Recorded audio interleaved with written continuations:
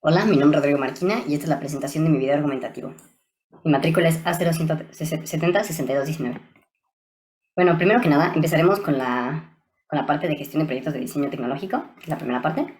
Y bueno, aquí hablaremos de las dificultades que nos enfrentamos. Eh, una muy importante fue la falta de trabajo colaborativo. A esta parte no me refiero como de que alguno de mis compañeros no trabajó, más bien me refiero a que como el simulador solo lo podía tener una persona, entonces alguien lo tenía que hacer y las otras tres personas tenían que estar ahí viendo y pues aprendiendo también, ¿no? Pero, o sea, me refiero a que me hubiera gustado como una parte como Google Drive, que todos tuviéramos el código y pues lo pudiéramos editar al mismo tiempo y pudiéramos correr la simulación al mismo tiempo. Eso siento que fue una dificultad, pero pues lo logramos al final. Fue la falta de comunicación y organización en versiones de código. Como lo decía ahorita, como solamente una persona estaba haciendo el código, estaba escribiendo y los demás pues veían y sí hablaban y todo, pero una vez que no estábamos juntos, cada quien estaba en su casa, era un poco difícil trabajar de forma individual, ya que tenías que pedir el código y pues teníamos como un desorden en todas las versiones de código. Y otra dificultad fue la alta complejidad de los simuladores utilizados y muchas variables. A esto me refiero que pues sí, los simuladores tenían un nivel muy elevado y fue un poco difícil para todos, en especial porque no todos teníamos el mismo poder computacional. Algunos tienen unas compus con unos procesadores más fuertes, con más RAM, y otros se les dificultaba más con la máquina virtual, o no pueden hacer partición, entonces eso fue algo que no nos gustó tanto. Las acciones que nos ayudaron a mejorar fue WhatsApp y Drive, ya que ahí podíamos pasarnos muy bien los códigos. En Drive estaba muy bien porque ahí hacemos un documento y ahí sí tenemos como la versión principal del código y entonces ahí la escribíamos y la modificábamos y todo. WhatsApp nada más era para mandar ahí los archivos, pero es una herramienta muy buena. Y las acciones que nos agregaron complejidad fue Ubuntu, ya que, o sea, al instalarlo, los que tuvimos que hacer máquina virtual, pues sí nos trazaban mucho con la velocidad, a veces como que no servía tan bien. Entonces sí, eso fue algo que le añadió mucha dificultad. Otra parte que hicimos fue esta tabla donde teníamos la fecha de cada cosa que íbamos a hacer, si ya estaba completado o no, con las notas que escribía cada quien y la descripción de esa actividad. Y esto nos ayudó mucho para mantenernos un poco más organizados al momento de trabajar. Algo que aprendimos fue GitHub, que es como lo que decía al principio, de que tenemos un código y ahí lo podemos modificar. No era de todo bien porque, pues sí, modificábamos el código y podemos compartir, pero pues cada quien tenía que igual tomar el código y ponerlo en su simulador. Entonces, o sea, pero sí fue una herramienta muy buena que nos ayudó. También quiero agradecerle a mi equipo por toda su dedicación y todo su esfuerzo a este reto que al final logramos. Estamos muy orgullosos del trabajo que hicimos y todos los aprendizajes que tenemos. Ahora, en la parte 2 de la interfaz, tenemos la pregunta: ¿cuáles son las variables para tener en cuenta a la hora de elegir el sensor adecuado para una aplicación determinada y por qué? Bueno, para esto tenemos que tener muchas variables en cuenta, como por ejemplo el costo. Hay unos sensores que son más buenos, pero son más caros, pero chance la tarea que queremos hacer necesita menos poder, entonces podemos un costo menor, pero eso depende de la complejidad de la tarea que se quiera hacer.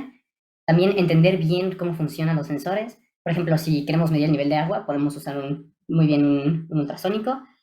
¿Qué otra? Tenemos que tener muy en cuenta las variables de entrada, como por ejemplo en esto de los coches que se manejan solo, pues, o sea, como un ejemplo, pues sí tenemos que tener como sensores de proximidad y pues sí, saber qué es lo que necesita el proyecto, ¿no?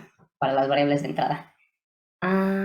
Y ahora la siguiente pregunta: ¿cuáles son los componentes que forman parte del control del robot manipulador y cómo interactúan entre sí?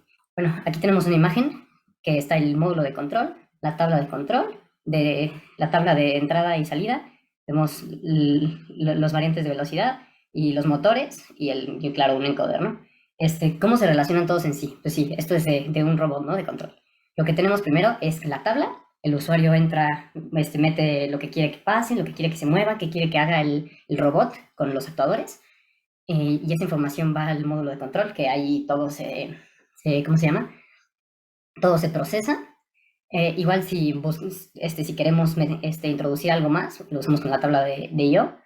Y luego esto sale a las variantes de velocidad, que son estas de aquí, que modulan la velocidad de los motores para que se mueva el brazo, ¿no? Entonces, digamos, queremos que el brazo mueva un poco su brazo, el robot mueva un poco su brazo, ¿no? Entonces, lo ponemos en la tabla, lo pasa al módulo de control, lo procesa y lo manda acá, ¿no? El variante de velocidad. Entonces hace que se mueva un poco, ¿no? Bueno, de aquí va el motor. Y luego tenemos un encoder que el movimiento mecánico lo transforma en una señal eléctrica que regresa al módulo de control. Y así es como se cierra el ciclo, ¿no? Entonces ya tenemos sí, el control cerrado. Y la siguiente pregunta es, ¿cuáles son las ventajas y limitantes de los sensores o transductores, como un encoder, y los actuadores, como los servomotores o motores a paso sin escobillas frente a la selección de otros componentes?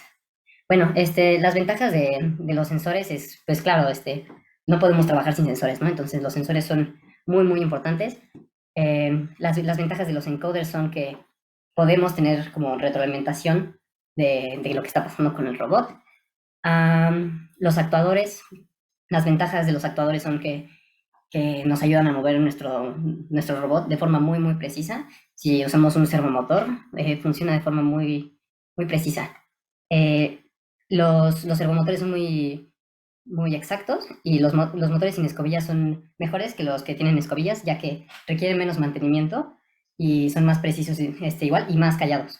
Eh, entonces, sí, los motores de paso sin escobillas son mejores que los de escobilla y los servomotores para pues, más precisión.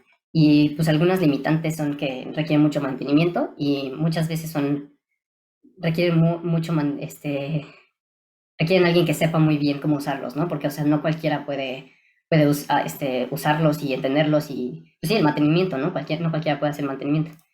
Este, y eso sería todo. Muchas gracias.